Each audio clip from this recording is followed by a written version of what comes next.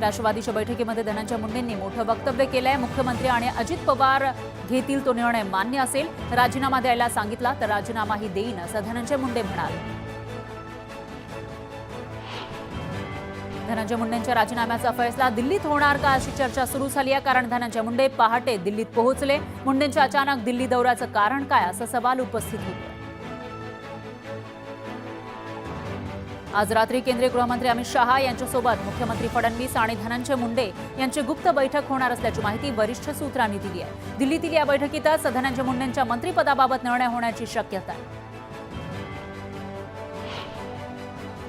बीडमधील सरपंच संतोष देशमुख हत्या प्रकरणाला 50 दिवस पूर्ण झाले, पण असूनही या प्रकरणातील आरोपी कृष्णा आंधळे तपास यंत्रणांच्या हाती लागलेला नाहीये। आंधळे असूनही गायब असल्यानं नव्या चर्चांना उधाण आलं।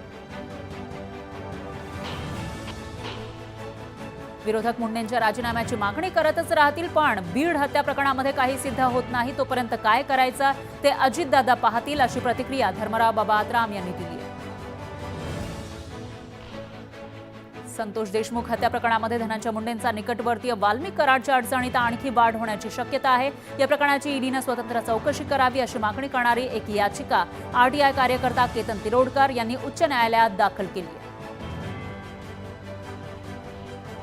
भाजपचे ज्येष्ठ नेते गणेश नाईक यांनी ठाण्यामध्ये जनता दरबार घेणार असल्याची घोषणा केली। मी पालघर जिल्ह्याचा पालकमंत्री असलो तरी ठाण्यामध्ये दर 2 महिन्यांनी जनता दरबार आयोजित करणार असं गणेश नाईक यांनी जाहीर केलंय।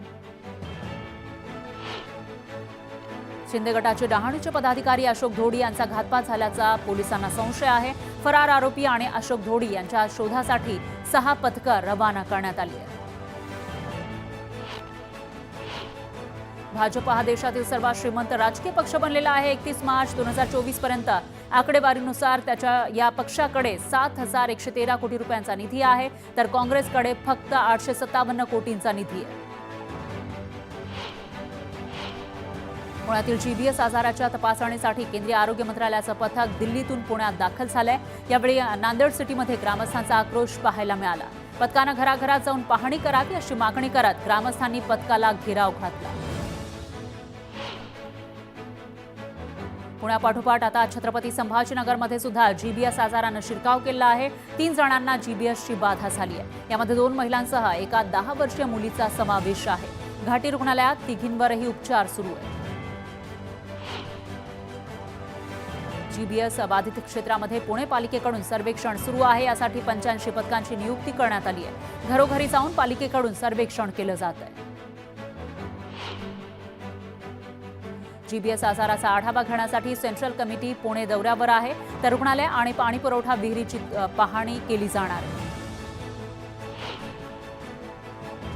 पुण्यामध्ये जीबीएस या आजाराचे 111 रुग्ण सापडल्यानंतर मुंबई पालिका अलर्ट मोडवर आली आहे। पालिकेच्या आरोग्य विभागानं शहरातील पालिका रुग्णालयामध्ये 150 आयसीयू बेडची व्यवस्था केली।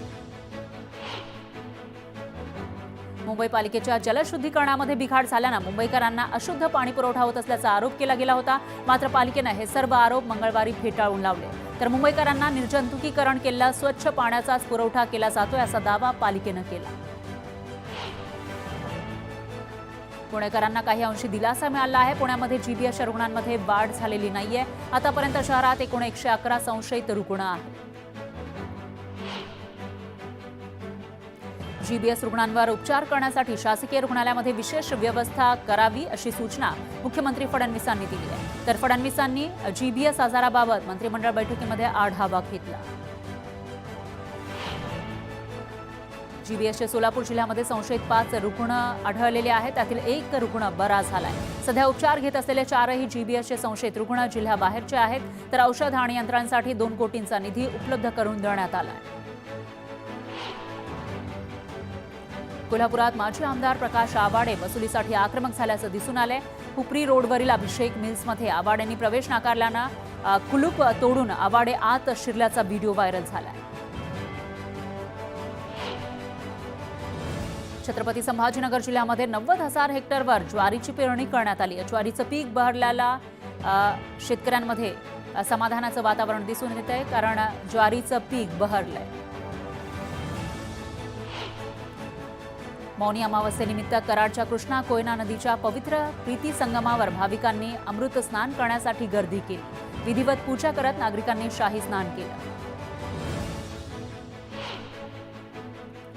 बुलढाण्यातील धक्कादायक प्रकार समोर आला आहे. गर्भवती महिलेनं 9व्या महिन्याची सोनोग्राफी केली. त्यानंतर तिच्या पोटातील बाळाच्या पोटामध्ये सुद्धा बाळ असल्याचा धक्कादायक प्रकार समोर आलाय. तर या अहवालानंतर डॉक्टरही अचंबित झाले. शक्तीपीठ महामार्ग रद्द करण्यासाठी रस्त्यावर उतरणार असा इशारा अजित नवलेंनी दिलाय. देणगीदार, कॉर्पोरेट भागीदार आणि ठेकेदारांच्या हितासाठी महामार्गाचा घाट घातला जातोय असा आरोपही अजित नवलेंनी केला.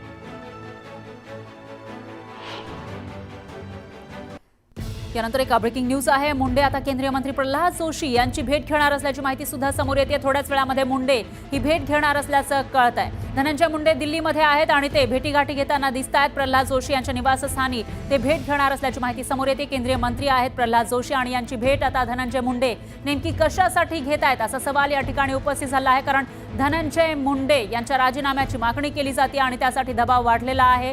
राज्यातील विरोधी पक्ष असेल किंवा संतोष देशमुख यांचे कुटुंबीय आहेत आणि त्याचबरोबर जे सुरेश धस भाजपचे नेते यांच्याकडून सुद्धा त्याविषयीची मागणी करण्यात आली होती. आणि अशामध्येच आता धनंजय मुंडे यांच्या राजीनाम्याची जोरदार चर्चा रंगलेली असताना मुंडेंनी प्रल्हाद जोशींची भेट घेतल्याची माहिती.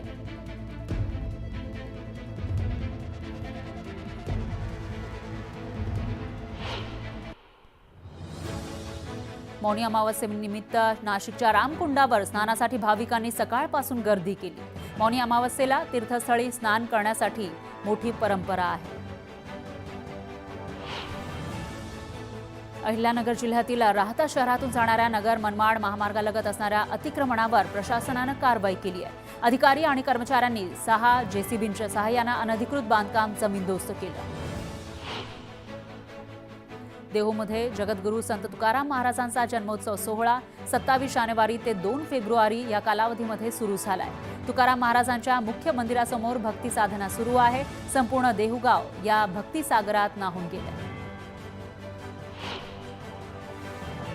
कोल्हापूरच्या आजरा परिसरामध्ये हत्तींनी धुमाकूळ घातलाय. अनेक वाहनांच्या नुकसानी केलेले आहे. त्याचबरोबर पिकंही उद्ध्वस्त केली आहेत. त्यामुळे शेतकऱ्यांमध्ये भीतीचं वातावरण आहे आणि वन विभागानं कारवाई करावी अशी मागणी केली जाते.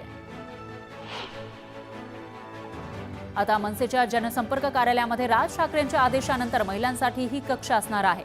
मराठीबरोबरच मराठी महिलांनी मदत केली जाणार आहे. खेड तालुक्यातील लोटे परशुराम औद्योगिक वसाहतीमध्ये एका मोठ्या कंपनीच्या ठेकेदारानं ठेकेदारीमध्ये काम करणाऱ्या शेकडो परप्रांतीय कामगारांना एका बंद कारखान्यामध्ये अक्षरशः गुलामांसारखं डांबून ठेवलं होतं.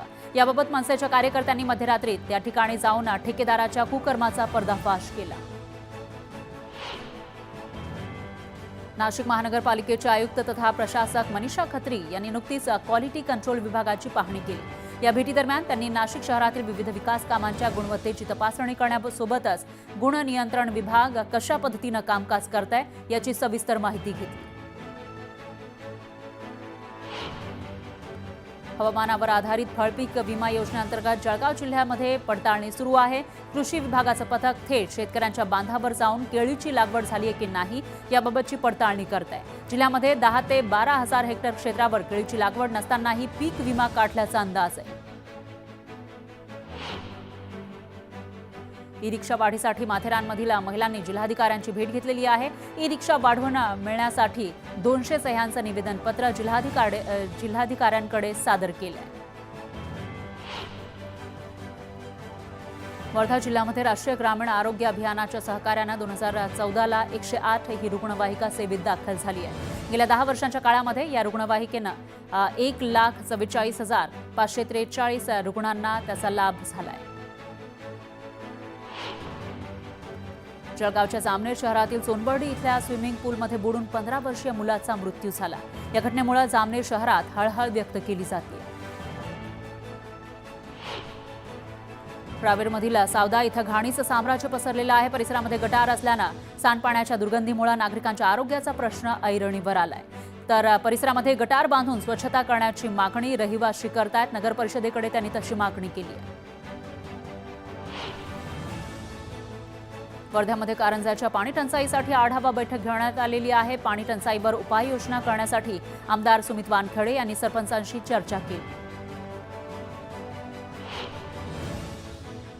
छत्रपती संभाजीनगरमध्ये शेतीच्या मोबदल्यासाठी उपोषणाला बसलेल्या शेतकऱ्याला पोलिसांनी दमदाटी करत फरफटत नेल्याचा आरोप करण्यात आलाय। शेतकऱ्यांच्या व्यथेकडे सरकार कधी लक्ष देणार असा सवाल विचारत शेतकऱ्याला अश्रू अनावर झाले। महात्मा फुले कृषी विद्यापीठाचे कुलगुरू कर्नल डॉक्टर प्रशांत कुमार पाटील यांचं निधन झालंय। श्वसनाच्या आजारामुळे त्यांचं निधन झाल्याची माहिती आहे। भाजप नेते सुधीर मुनगंटीवार यांनी जिवती तालुक्यातील पहाडवणी भागातील जंगो देवीचं दर्शन घेत पूजा अर्चना केली आहे। यावेळी मुनगंटीवार यांचा मंदिर समितीच्या वतीनं सत्कार करण्यात आला। मनमाडसह नाशिक जिल्ह्यातील ग्रामीण भागामध्ये रात्री जोरदार थंडी पडतीये तर दिवसा उष्णतेची लाट असल्याचं दिसतंय। निफाडचा पारा 10 अंशांवर आला आहे तर वातावरणातील बदलामुळे रोगाचा प्रादुर्भाव वाढलाय। वाशिम शहराला पाणी पुरवठा करणाऱ्या एकबुर्जी धरणाची क्षमता वाढवण्यात यावी अशी मागणी केली जाते। शहराला पाणी पुरवठा अपुरा पडत असल्यानं क्षमता वाढवावी अशी मागणी नागरिकांनी केलेली आहे। प्रशासनाकडे त्यांनी ही मागणी केली।